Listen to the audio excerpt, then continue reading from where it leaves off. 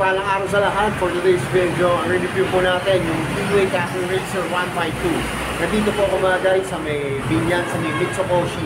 Pero pag hindi pa kayo nakasubscribe sa akin, please hit the notification bell para updated kayo sa aking mga video. Bakit yung video, ang gwapo-gwapo na matte black. Tara, simulan natin itong review. So yung mga guys, simulan natin itong review. Simulan po natin sa gulong. Ang gulong po nito, ang sukat po ay 3 points yan, 00/17 po mga guys. Mga guys, kung makikita nyo, ang ganda po ng spike nito. Ayan, talagang mukhang napakakapit po. Tapos ito po yung kanyang rim set. Ang ganda po ng design ng rayos mga guys. Ang ganda po. Tapos ito po yung kanyang front shock. Yan, matte black po. Tapos yung kanyang disc brake. Yan, ito mga guys. Tapos ito po yung brake caliper na kulay gold po, na matte din po ang kulay. Tapos ito po yung kanyang fender. Ayan. Ano po ito? Flares po mga guys. Tapos may decals po dito na keyway. Tapos mga guys, pupunta naman tayo sa likod na gulong. Ang likod na gulong po nito ay 110/80. 17 po ang sukat mga guys. Kita nyo, ang ganda rin po ng design ng kanyang ayos sa likod. Tapos mga guys, siya. Drum brake po siya. Drum brake po. Tapos ang ganda po. Itong meron kasi matte black po. Tapos ito po yung kanyang pipe, yan. Ganda po. Tapos yung flares. Ay, ito po, yung heat guard yan. Hindi po siya flares para po siyang chrome yan. Tapos mga guys, napansin ko ang ganda ng nyo, yung tapakan ng angkasa nyo. Tapos may naka-imprint na SKCR. Yan. Ganda po. Tapos rubberized po. Tapos mga guys, ito yung kanyang rear shock. Yan, debaso po. Yan, ganda po. Tapos ito po yung kanyang glossy po siya. Ang kulay niya po ay glossy na black. Yan. Tapos mga guys, tignan naman natin yung headlight nito. Ang headlight po nito ay bulb type. Yan. Pati po yung kanyang signal light po ay bulb type po. Tapos meron po siya rito reflectorize. Yan, mga guys. Para kitang-kita po tayo sa gabi. Pag naliko-liko po.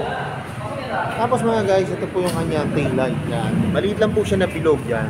Bulb type din po. Tapos ito po yung kanyang magkabilang signal light. Tapos mga guys, ang ganda nito, may lagay na po siya ng plaka, tapos may reflectorize po siya. Kaya ang ganda po ng flares ito sa likod mga guys. Saktong-sakto sa gulong. Tapos ito mga guys, yung kanyang side stand, glossy po na black, pati yung kanyang center stand, glossy po na black. Tapos mga guys, ito po yung kanyang step nut. Yan, ganda rin po. Ito po yung tinatapangan po magdadrive. Tapos ito po yung kanyang gear pedal. Yan mga guys. Tapos ito po yung kanyang engine. Yan. Para po siya nag-grade. Yan. Para po siyang glossy na gray. Tapos ito po, nakalagay po dito. May decals po dito na Cafe Racer Euro. Tapos mga guys, sa kabila naman, ito nyo, ang ganda ng kanyang kickstart. Oh. Yan. Kulay chrome po na may rubber. Tapos ito po yung kanyang kabilang engine. Yan. May keyway po na nakalagay na kulay orange po. Yan. Kulay orange. Tapos ito po yung kanyang brake pedal na matte black. Brake pedal na matte. Tapos mga guys, punta naman tayo sa kanyang manubela. Yan, ang lambot po ng clutch. Lambot. Tapos meron po siya rito. Yan, passing light. Mga guys, may choke to. May choke po siya. Tapos ito yung kanyang sa ilaw po mga guys. High and low. Tapos signal light, busina. May idling po siya yan. May engine stop, idling system. Tapos may park light po. Tapos ignition. Tapos yung kanyang brake lever. Yan, lambot po. Pati yung kanyang throttle, mga guys. Tapos ito po yung kanyang gauge panel. Yan, bilog lang po siya. Yan, na-analog po. Tapos makikita po nyo yung kanyang signal light, yung ilaw. Tapos kanyang naka-neutral din. Tapos yung fuel po mga guys. Tapos ito po yung kanyang susian. Yan. Ang function lang naman po, yung pag ilalak nyo po yung manubela. Pag i-on nyo na po. Tapos ilalak nyo lang po. Ayan. Pag ilalak nyo po yung manubela. Tapos mga guys, ito yung kanyang gas tank. Yan. Ang ganda po ng kanyang gas tank. Yan. Tapos may curve po dito para sakong-sakto sa ating tubo. Yan. Tapos ito po yung kanyang gas cover. Yan. Ganda rin po. Tapos mga guys, ito po yung kanyang upuan. Maganda po yung upuan nito. Yan. Ano lang po siya, parang pang-isahan. Pero pwede nyo po itong tanggalin. Pag tinanggal nyo po ito, may foam pa po ito para pwede kayo mag-angkas. So yung mga guys, sasakyan ko na itong Kiwi 152 na Cafe Racer. Tignan nyo pag sinakyan ko na mga guys.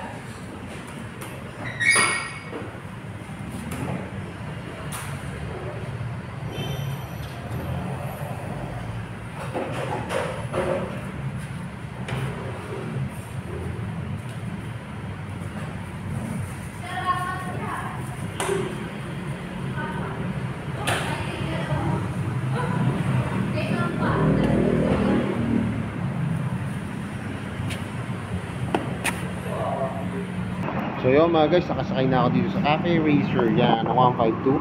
Kaya kung makikita nyo kanina guys, yung aking paa, sakto lang naman po, konting tiptoe lang, pero maganda po kasi magaan lang po yung motor, saka madali po siyang maneuver. Yan, tapos comfortable po sa ating binti. Yan kasi po maliit lang po yung kanyang gas tank, tapos nakaforma po talaga. Yan, parang may design po.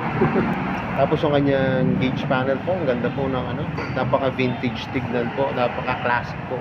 Tapos yun nga po, yung function naman po niya, madali pong maintindihan yan, sa mga manubela. Tapos sa kanyang gauge panel po, madali pong maintindihan.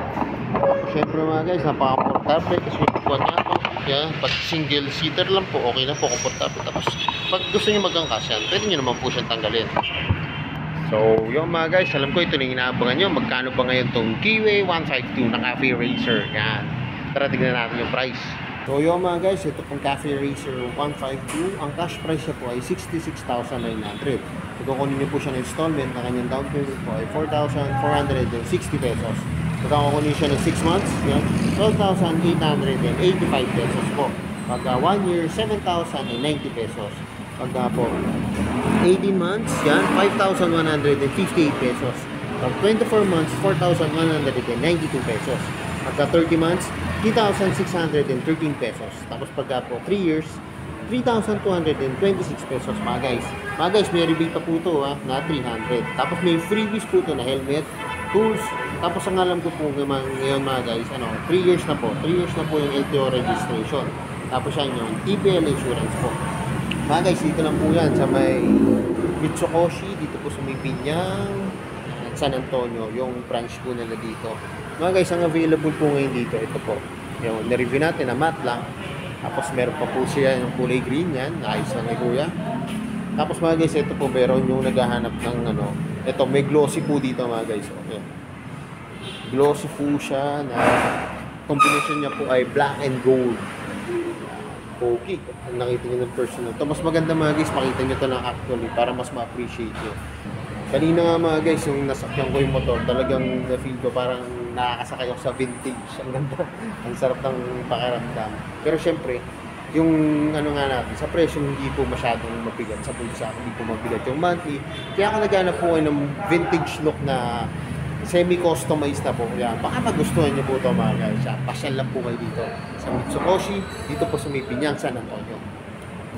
So yun mga guys, hanggang dito na lang. Hindi pa kayo nakasubscribe sa akin, please hit the notification bell para updated kayo sa aking mga videos. Salamat nga po pala dito sa may Mitsukoshi, dito po sa may Pinyang, San Antonio. At nare-review ko po yung mga motor nyo. More sales to come.